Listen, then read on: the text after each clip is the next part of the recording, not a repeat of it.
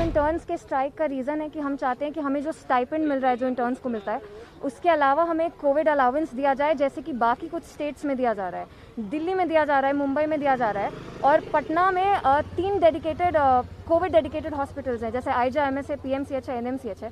तो यहाँ जो फ्रंटलाइन वर्कर्स है, जो इतने इतने घंटे PPE किट्स में रहते हैं, तो उन्हें जो स्टाइपेंड मिल रहा है उसके अलावा गवर्नमेंट को यहाँ काम करना चाहिए कि वो ऐसा एक स्ट्रक्चर बनाए कि फ्रंटलाइन वर्कर्स को जो कोविड अलाउंस है एक्स्ट्रा, वो मिलना चाहिए उन्हें स्टाइपेंड के ऊपर। एक पहली डिमांड ये थी हमारी। दूसरा था कि क्योंकि यहाँ पे लोगों की लाइफ रिस्क पे है ऑब्वियसली, तो हेल्थ इंश्योरेंस होना चाहिए, जो मतलब स्टाइपेंड के अलावा और कोविड अलाउंस के अलावा जो भी काम कर रहे हैं, जितने भी फ्रंटलाइन वर्कर्स हैं, उनको मिलना चाहिए। आप लोगों ने बातचीत किया, तो क्या कुछ उन्होंने बताया, क्या? जहाँ तक एडमिनिस्ट्रेशन की बात है, वो हमारी बात को सुनना नहीं चाह रहे हैं, क्योंकि वो अभी जैसा स्टेट्स में हर जगह पे प्रोटेस्ट ही चल रहा है। ऐसा अभी तक कोई रूल तो बना नहीं है कि कोविड अलाउंस मिलना चाहिए। तो हम लोग इसी चीज़ पे आवाज़ उठा रहे हैं, और वो हमें बार बार ये बोल रहे हैं कि ठीक है, मतलब बातचीत का कार्यक्रम ऐसे चलता जा रहा है और उसे टाला जा रहा है, और इस बात पे कुछ सुना नहीं जा रहा है। तो हम लोग उसी चीज़ का इंतज़ार कर रहे हैं कि वो लोग कॉन्क्रीट हमारी बात कब सुनते हैं, उस पर कॉन्क्रीट डिसीजन कब देते हैं।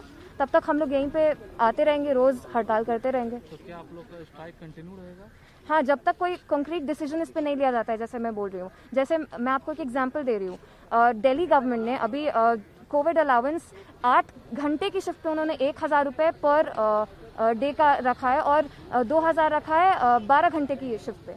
तो जब दिल्ली गवर्नमेंट ऐसा एक स्ट्रक्चर सोच के इम्प्लीमेंट कर सकती है, तो ये शर्म की बात है कि क्या बिहार गवर्नमेंट को अपने हेल्थ केयर वर्कर्स की चिंता नहीं है कि जो फ्रंटलाइन वर्कर्स हैं उनके लिए वो इतना इनिशिएटिव खुद से नहीं ले सकते जैसे दिल्ली गवर्नमेंट ले रही है।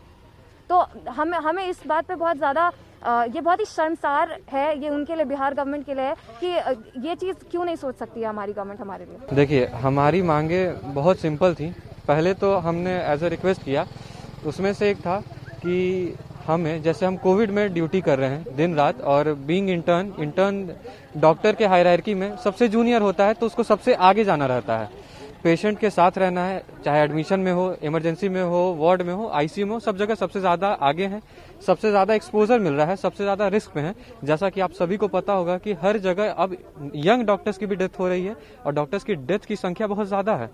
तो हमारा मांग सिंपल था कि ऑन टेम्प्रोरी बेसिस, जब तक हम कोविड ड्यूटी कर रहे हैं, तब तक हमें एक रिस्क अलाउंस, कोविड अलाउंस मिलना चाहिए, इंसेंटिव मिलना चाहिए, जो कि बाकी जगह मिल रहा है बिना बोले हुए।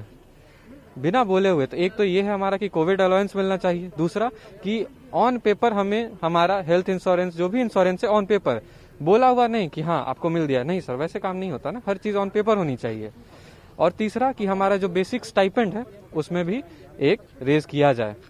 तो ये 3 मांगे हैं जिसको लेकर के हम लोग अपने एडमिनिस्ट्रेशन के पास गए।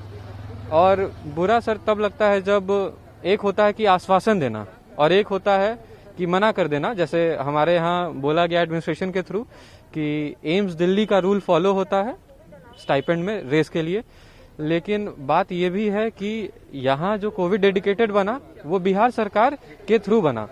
तो जो भी पे स्टाइपेंड की बात होगी वो तो फिर बिहार गवर्नमेंट की तरफ से होगी। यहाँ हम बिहार के पब्लिक को ट्रीट कर रहे हैं, यहाँ हम दिल्ली के पब्लिक को ट्रीट नहीं कर रहे हैं। तो इस इमरजेंसी सिचुएशन में हमें लगता है कि सबको मैच्योरिटी के साथ एक डिसीजन लेना चाहिए। अब दूसरों जगह का हवाला देना सही नहीं है। अगर एम्स दिल्ली में नहीं बढ़ा है तो कहीं कहीं तो बढ़ के बहुत ज़्यादा भी हो गया है। मुंबई में तो बहुत ज़्यादा हो गया, पुणे में बहुत ज़्यादा हो गया, बंगाल में ज़्यादा हो गया।